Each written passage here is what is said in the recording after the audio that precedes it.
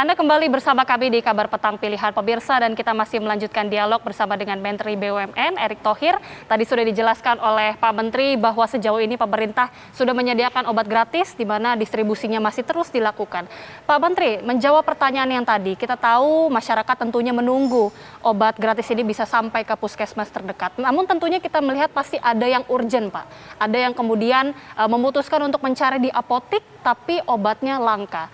Bagaimana kemudian pemerintah pusat menjamin stok obat di apotik ini terus ada, Pak?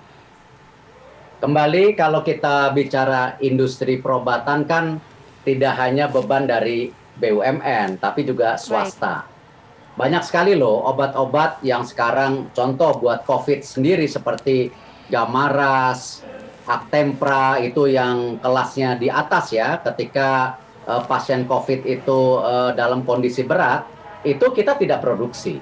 Kita untuk jenis terapi COVID yang cukup dibilang moderat itu kan Remdesivir sama Favipiravir.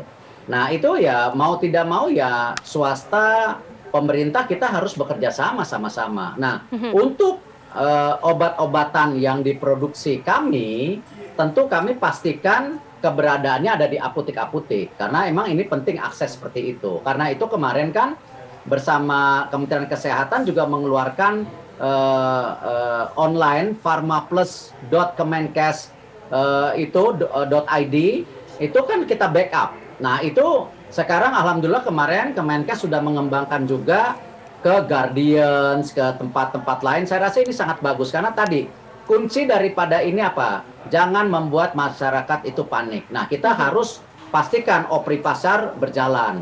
Dan alhamdulillah kemarin juga kan dari pihak kepolisian membantu, memastikan jangan ada mafia-mafia obat yang tadi mengumpulkan obat sehingga membuat panik gitu. Nah tetapi juga pihak kepolisian juga tahu, mengerti mana yang generik, mana yang bermerek. Nah tentu yang kemarin dilihat oleh kepolisian atau kalau tidak salah hari ini atau kemarin saya lihat ya memang tadi obat-obat generik yang ditimbun. Nah itulah kenapa kita memastikan juga di apotek-apotek ini harus memakai resep dokter kan sesuai dengan arahan dari BP POM dan Kemenkes. Nah, dan dibatasi. Satu orang misalnya membeli sekian tablet sesuai dengan. Nah, kalau resepnya dokter ini satu orang beli 200 tablet, kita sudah ingatkan kepada apoteker harus telepon lagi ke dokter yang memberi resep itu berapa. Ya, jangan sampai nanti tadi ada area-area sehingga ada penimbunan. Baik, itu tadi mengenai obat, namun selain berbicara mengenai obat, kita juga membicarakan mengenai kelangkaan oksigen yang saat ini sangat sulit untuk didapatkan masyarakat. Bagaimana kemudian pemerintah BUMN khususnya ini hadir untuk menyuplai oksigen yang saat ini sangat langka di masyarakat? Namun bisa dijawab, Pak Menteri, usai kita mendengarkan kumandang azan maghrib untuk wilayah DKI Jakarta dan juga sekitarnya berikut ini. Selamat menunaikan ibadah sholat maghrib untuk Anda yang berada di wilayah DKI Jakarta dan juga sekitarnya. Kita lanjutkan dialog Kabar Petang Pilihan, pemirsa. Saya kembali ke Pak Menteri BUMN Erick Thohir tadi menjawab pertanyaan yang menggantung bagaimana kemudian pemerintah bisa menyuplai atau membantu suplai oksigen medis untuk masyarakat yang saat ini sangat langka.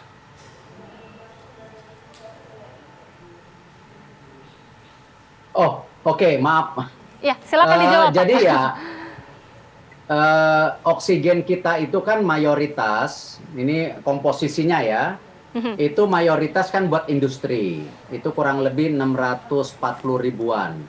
Nah, dari situ 180 ribuan itu untuk medical oksigen. Nah, tentu itu ya dalam situasi normal. Nah, karena itu kemarin kita pastikan juga isu yang nomor satu itu kan logistik. Nah ini yang kemarin kenapa kami ditugaskan dari Pak Menko, kita membantu daripada distribusi logistik ini. Makanya kemarin kita bersama beberapa pihak swasta, Pertamina mendeploy 27 truk untuk ke Jawa dan Bali. Kita lakukan. Masing-masing truk itu kan untuk 20 ton, jadi 540 ton. Nah ini bagian dari isu untuk logistiknya.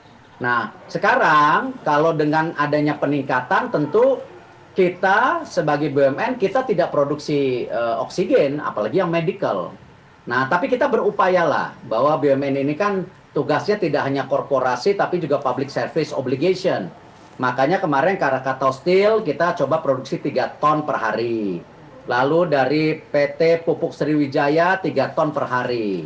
Nah, kita juga sedang melihat tadi kesempatan, mungkin saya nggak mau janji dulu, itu akan ada tambahan dari Petrokimia Gresik 21,5 ton per hari. Ini cukup besar. Nah, ini untuk membantu. Nah, dan saya rasa kapasitas-kapasitas yang lain, ya tidak hanya di BUMN, tapi di swasta juga, coba kita mulai switch lah.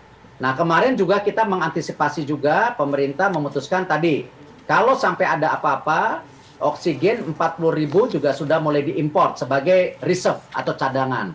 Nah, karena kalau kita lihat juga kan, ini mohon maaf Mbak Agita ya, kan tidak hanya di Indonesia loh yang sekarang lagi naik ini. Kalau saya ngelihat dari data-data itu sekarang di Inggris, UK, itu per harinya bisa 51.000. Ini 2 hari yang lalu saya lihat. Lalu di Brazil itu 45.000.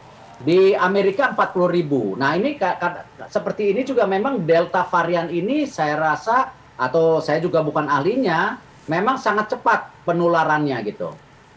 Oke, itu tadi mengenai kelangkaan oksigen dan juga bagaimana bantuan dari pemerintah untuk bisa menyediakan suplai oksigen. Selanjutnya Pak Menteri, ini yang juga ramai di tengah publik, tadi kita sudah berbicara mengenai obat, kemudian oksigen, tapi juga ada isu mengenai vaksin berbayar, Pak Menteri. Bagaimana kemudian Pak Menteri ini meluruskan adanya tudingan orang yang kemudian berasumsi ada upaya cari untung dalam vaksin berbayar ini, meskipun tentunya sudah dibatalkan atau disanggah begitu oleh Presiden. Silakan Pak. Saya rasa konteksnya begini, kalau kita lihat kan yang namanya total program vaksin gratis pemerintah itu ada 446 juta. Nah itu kan mengcover hampir 70% lebih. Nah itu gratis. Sejak awal pemerintah bicara gratis. Tapi kan kemarin banyak juga di awal-awal, ini bukan BUMN loh, BUMN hanya ditugasin. Baik. Di awal-awal banyak pihak swasta juga, kenapa kita nggak mau kontribusi? Negara lagi susah.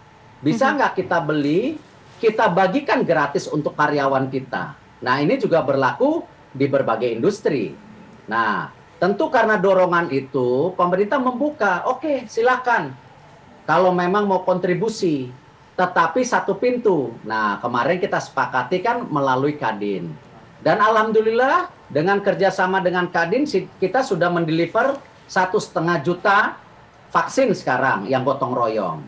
Nah, kemarin memang karena tadi kasusnya kita 51.000 ya, sama seperti tadi. Inggris sekarang 51.000, di Amerika 45.000. Nah, pemerintah berpikir bagaimana ini percepatan dari vaksinasi harus dilakukan. Nah, yang gratis, ya, yang program pemerintah itu kita minta bantuan TNI Polri untuk melakukan. Yang gotong royong itu gratis untuk karyawannya yang dibayarkan oleh perusahaan. Kemarin ada pemikiran-pemikiran dari berbagai pihak, ya, itu bagaimana ini coba dipercepat. Nah, ketika kami mendapat tanggal 6 Juli Permenkesnya, kami sebagai BUMN melihat ini ya positif-positif aja. Toh kita berpikir ini masih di bawah payung gotong royong, di mana individu ini bisa mereimburse.